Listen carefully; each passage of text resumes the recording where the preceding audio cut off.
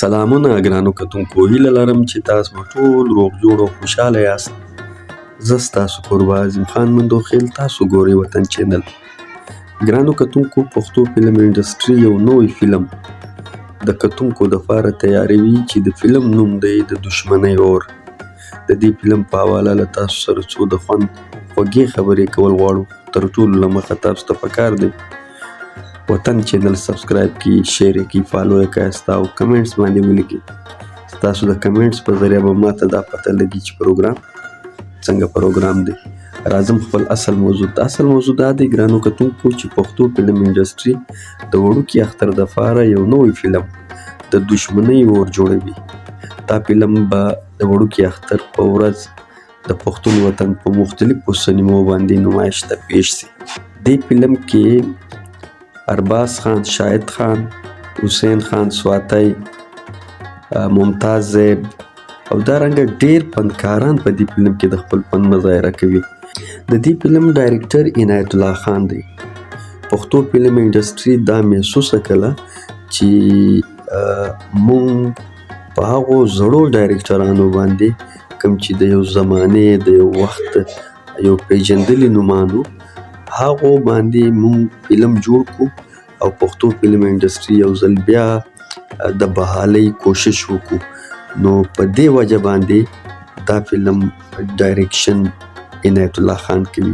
عنایت الله خان به تاسو ټول پیژنئ.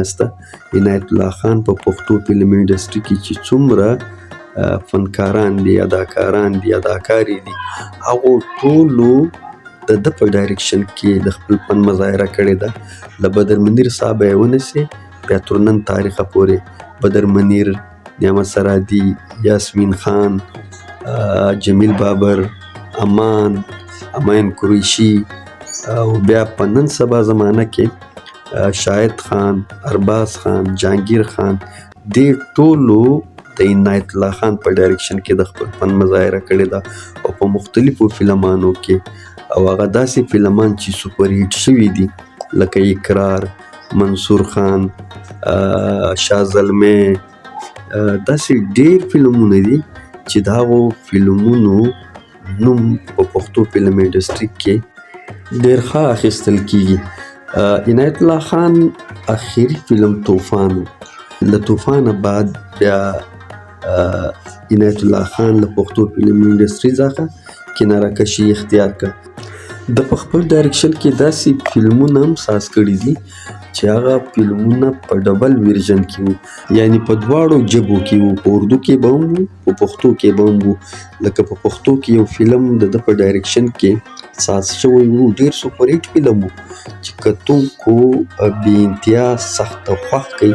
تر نن تاریخه پورې چې څوک د هغه فلم نوم واوري خامخا یې ګوري.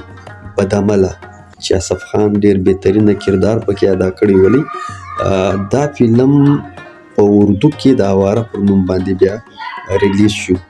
دارنګه علاقه غیر ډیر پخوانی ډیر زوړ فلم ولی هغه فلم یې په اردو کې هم د علاقه غیر پر نوم باندې ریلیز کړی. هغه هم ډیر بهترینه زبردسته با کماله فلم و. یعنی عنایت الله خان د ډایرکشن په هغه زمانه کې باچا و. په پښتو فلم انډسټري کې به په ډایرکشن کې راج کولی او د ده ټول فلمان تقریبا اقرار، منصور خان، شاه زلمی، دارنګه ډیر نومان دي چې هغه نومان زه تاسو ته ټول اخلم نو پروګرام به ډیر اوږد سي. هغه ټول فلمان سوپر هیټ شوي دي. د زیاتره فلمان پښتو فلم انډسټري ته سوپر هیټ ورکړي دي. په هغه کې ډیر کم فلمان چې کوم دي هغه کم کتل سوي دي. دارنګه پښتو فلم انډسټري ځکه دا محسوسه کړه چې مونږ په عنایت الله خان باندې یو فلم جوړوو، نو کیدای شي دا فلم د پښتو فلم انډسټري د بحالۍ یو ذریعه جوړه سي. ګرانو کتونکو، دلته بله تاسو سره یوه خبره زه شیر کړم چې فنکار ختمیږي، دې کې شک هم نشته. فنکار مري خو فن نه ختمیږي. فن به تر هغه وخته پورې ژوندی وي تر کومه وخته پورې چې دا دنیا وي. دا نوم یو اثر لري ګرانو کتونکو.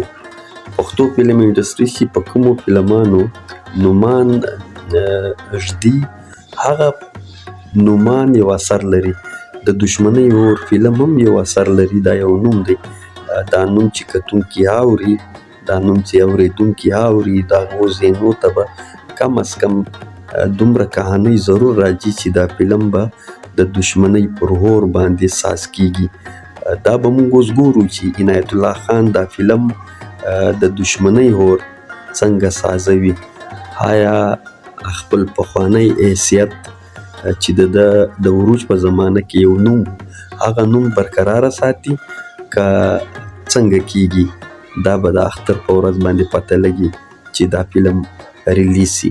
دا فلم د پېښور د صابرینا سینما یا په آینه سینما په دغو دواړو سینمو کې به په یوه سینما باندې ریلیز کیږي. د کراچۍ سینماو سره به هم خبرې روانې وي. هغه به ګورو چې د کراچۍ په کومه سینما باندې دا فلم لګاږي. ګرانو کتونکو د فلم شوټینګ په لاهور کې روان دی په ډېر سلو پروسس باندې، یعنی په ډېر آرام سره د دې فلم شوټینګ روان دی. شوټینګ یې کیږي او د اختر په ورځ باندې به دا فلم کتونکو ته پیش سي. بیا به کتونکي دا فیصله کوي چې فلم ښه او که بد و. خو دلته تاسو ته زه یو سوال پرېږدمه. سوال دا چې تاسو ماته ولیکاست چې د دې فلم کهانۍ به څنګه وي. د دشمنۍ اور نوم دی، د دشمنۍ اور کهانۍ به څنګه وي؟ ماته په کمنټس کې ولیکاست. له دې بعد به بیا د دې فلم د کهانۍ په حواله باندې مکمل یو پروګرام له تاسو سره شیر کوم. تر بل نوې او ښایسته خپرونې پورې ماته راکړئ اجازه. زه ستاسو کوربه عظیم خان مندوخیل. تاسو ګورئ وطن چینل. د خدای په امان.